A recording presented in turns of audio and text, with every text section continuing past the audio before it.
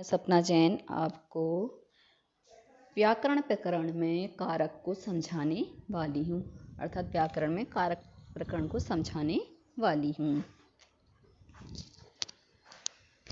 कारक, सबसे पहले कारक को जानने से पहले हमें कारक की डेफिनेशन को जानना होगा, परिभाषा को समझना होगा कि कारक कहते किसे हैं, कारक होती क्या चीज़ है और कारक का यूज क्या होता है, उपयोग क्या होता है। तो इसके लिए हम पहले परिभाषा देखते हैं। संज्ञा और सर्वनाम के जिस रूप और कार्य से उसका संबंध वाक्य में क्रिया या अन्य संज्ञा या सर्वनाम पदों से जाना जाए उसे कारक कहते हैं।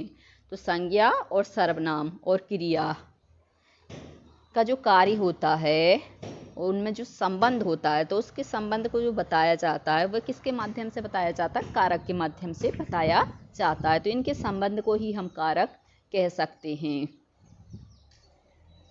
जैसे ध्यान से देखिए, दानिश ने चॉकलेट ली। अब दानिश ने, तो यहाँ पे कर्ता ने, तो ये कर्ता ने क्या हो गया, कारक। और ने क्या हो गया, इसका पहचान चिन्ह हो गया, ने। गर्वित ने गुब्बारे खरीदे। तो गर्वित ने, तो कर्ता ने, तो ये कर्ता कारक। कार पेट्रोल से चलती है। तो से यहाँ पर जो क्या है, माध्यम है, साधन है, तो यहाँ पे करण कारक हो गया।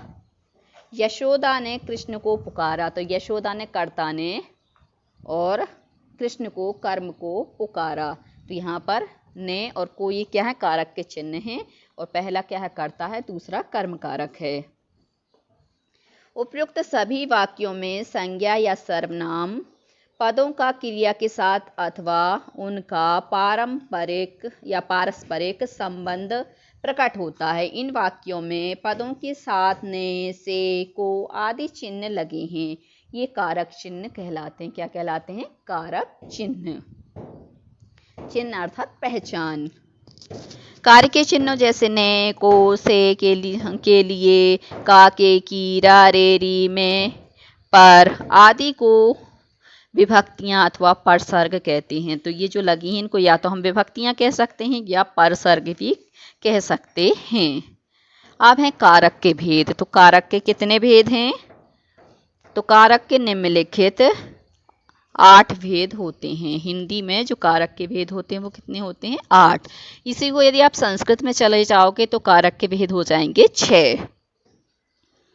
जैसे कर्ता कारक, कर्म कारक, करण कारक, संप्रदान कारक, अपादान कारक, संबंध कारक, अधिकरण कारक, संबोधन कारक। अब यहाँ पे क्या दिया है, विभक्ति चिन्हों सहित कारक, मतलब विभक्तियां दी हैं, चिन्ह दिए हैं और कारक दिए हैं। तो यहाँ पर क्या चीज हो गई, 3 चीज हो गई हमारे लिए।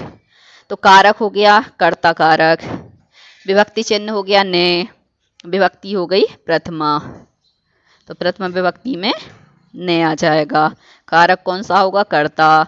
कर्म कारक को द्वितीय विभक्ति, करण कारक से या के द्वारा तृतीय विभक्ति, संप्रदान कारक को या के लिए चतुर्थी विभक्ति, अपादान कारक से अलग होने के अर्थ में पंचमी विभक्ति, संबंध कारक का, के, की, रा, रे, री षष्ठी विभक्ति, अधिकरण कारक में, पर सप्तमी विभक्ति, संबोधन कारक हे, अरे, ओ।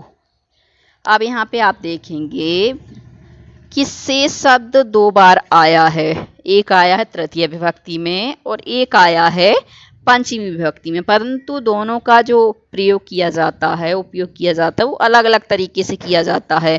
पहला जो तृतीय विभक्ति का आया है से, वो साधन के अर्थ में है, माध्यम के अर्थ में है, और जो पंचमी में आया है वो अलग होने के अर्थ में है, पृथक होने के अर्थ में है। अब देखते हैं यहाँ पर किस प्रकार से इनके सेंटेंस बनेंगे और किस प्रकार से इनका उपयोग किया जाएगा। सबसे पहले हम लेंगे कर्ता कारक। अब कर्ता कारक किसे कहते हैं, तो वाक्य में जो पद काम करने वाले के अर्थ में प्रयुक्त होता है, क्योंकि कोई भी कार्य करेगा तो उसको करने वाला जो होगा वो क्या कहलाएगा, कर्ता, तो उसे ही हम क्या कहेंगे, कर्ता कारक। इसका विभक्ति चिन्ह ने है।